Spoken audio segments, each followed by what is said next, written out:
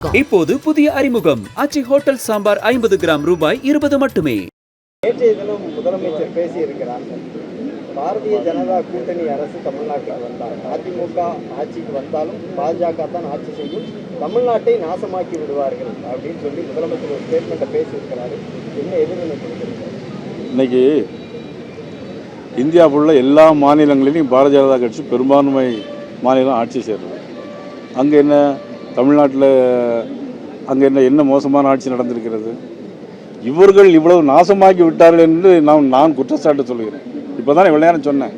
கஞ்சா, மெத்தப்பேட்டன், போதைப்பொருள், பாலியல் வன்கொடுமை, தற்பளிப்பு, பெண்கள் ரோட்டில் நடமாட முடியல, பெண்களுக்கு எதிரான குற்றங்கள் 55% கூடியிருக்கு. நீங்கள் ஆட்சிக்கு வரதுக்கு முன்னாடி சொன்ன சொத்து வரியை கூட்ட மாட்டேன்னு சொன்னீங்க. சொத்து வரியை 300% கூட்டியிருக்கிறாங்க. மின்சார கட்டணம் எவ்வளவு? 300% கூட்டியிருக்காங்க. யாரும் தொழில் செய்ய முடியாது.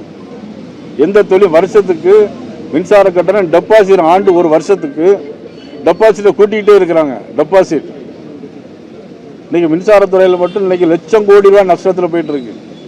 போக்குவரத்து நஷ்டத்தில் போயிட்டு, இதை விட மோசமாக போயிருமா? நாங்கள் ஆளுங்கட்சியா தமிழ்நாட்டில் பாரதிய ஜனதா வரும்போது மத்திய அரசு அதிக நிதிகளை கொடுத்து மின்சார கட்டணத்தை குறைப்பதற்கு முயற்சி செய்வோம். எப்படின்னா, தமிழகத்திற்கு தேவையான கடன்களை அல்லது பொருட்களை உதவியை பணமாக கொடுத்து தமிழகம் இன்னைக்கு 9 லட்சம் கோடி ரூபாய் நஷ்டத்தில் போயிட்டு இருக்கு, கடனில் இருக்கு. 9 லட்சம் கோடி அண்ணன் இபிஎஸ் அவர்கள் இருக்கும்போது 4 லட்சம் கோடி. இந்த 5 வருஷத்தில் 5 லட்சம் கோடி. அது ஆழ்வினுக்கு 500 ரூபா, அன்னைக்கு 2500 ரூபா கடன் இருக்கு. நம்ம எல்லாருக்கும் கடன் இருக்கு. அந்த கடன் யார் பொறுப்பு? ரொம்ப இதை விட சீரடி எப்படி முடியும்?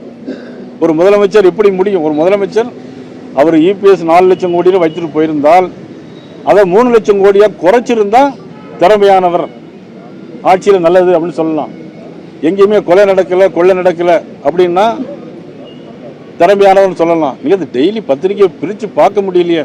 பத்திரிக்கை வேண்டாம், வாட்ஸ்அப்பில் நடந்து முடிஞ்சவொன்னே எல்லாம் வீடியோ வந்துருச்சு. துண்டு துண்டா அருவாளால் வச்சு வெட்டி ஒரு பெண்ணை துண்டு துண்டா அருவாளால் வச்சு வெட்டி சாக்கு மூட்டையில் கட்டி அப்படி தூக்கி வச்சுட்டு போயிட்டோம். அது 3 தேதி மகளிரின் சார்பாக ஆர்ப்பாட்டம் இருக்குது எல்லா மாவட்டத்தில். தொகுதியில் அங்கங்கே நிறைய சுவர் விளம்பரங்கள்லாம் பார்க்க முடியுது. மீண்டுமாக நாகேந்திரன் திருநெல்வேலியில் போட்டிடுவார்னு எடுத்துக்கலாமா? எந்த அளவில் போயிட்டு 2001, 2006, 2011, 2016, 2021 திருநெல்வேலி தொகுதி மக்கள் என்னுடைய உடன்பிறந்த சகோதரர்கள் போல என்னை அவருடைய வீட்டில் ஒரு பிள்ளை போல என்னை எல்லையும் பார்த்துட்டு, என்னை கூட கண் கூட என்னை பார்க்க முடியும். இந்த இடத்த விட்டு பிரிஞ்சு போகிற ஒவ்வொருடைய முகத்தையும் பார்க்கும்போது அவருடைய வீட்டில் ஒருத்தருங்கிற உணர்வோடு இருக்கிறாங்க. ஆக திருநெல்வேலி தொகுதி என்னையும் எப்பொழுதும் பிரித்து பார்க்க முடியாது. இடம்பெறும். முதலமைச்சர் பேசும்போது மற்றொரு ஸ்டேட்மெண்ட் அவர் சொல்லியிருக்கிறாரு. மோடி, பாரத பிரதமர் மோடியினுடைய தமிழ்நாட்டை வஞ்சிக்கக்கூடிய சித்தாந்தத்திற்கும் தமிழ்நாட்டினுடைய நலனை பாதுகாக்கக்கூடிய கூட்டணிகளுக்குமான ஒரு யுத்தம் தான் இந்த தேர்தல் அப்படின்னு ஒரு ஸ்டேட்மெண்ட்டை சொல்லியிருக்கிறாரு. இது உண்மையிலேயே இந்த 2026 தேர்தல் அப்படித்தான் அமையுமா? எப்படி இருக்கும்? அவர் என்ன அடிப்படையில் பேசுறாருன்னு தெரியல.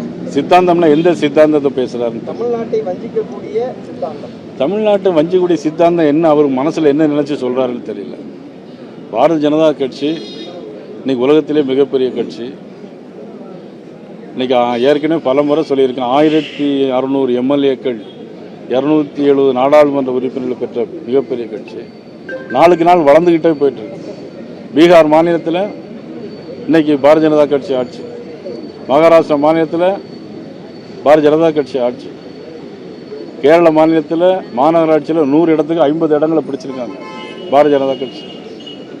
இதில் என்ன சித்தாந்தம், என்ன எங்கெல்லாம் அங்கே பாதிக்கப்பட்டிருக்கு? இவருடைய சித்தாந்தம் இல்லாமல் இருக்க வேண்டும். மதிப்புக்குரிய ஸ்டாலின் அவர்கள் மனதில் வைத்திருக்கிற சித்தாந்தம் வருங்காலத்தில் தமிழ்நாட்டில் எடுபடாது. இப்போது புதிய அறிமுகம் ஆச்சி ஹோட்டல் சாம்பார் 50 கிராம் ரூபாய் 20 மட்டுமே. பிளே ஸ்டோர் மற்றும் ஆப் ஸ்டோரில் இருந்து பாலிமர் செயலியை QR கோடு மூலம் பதிவிறக்கம் செய்யுங்கள். செய்திகளை உடனுக்குடன் பெறுங்கள்.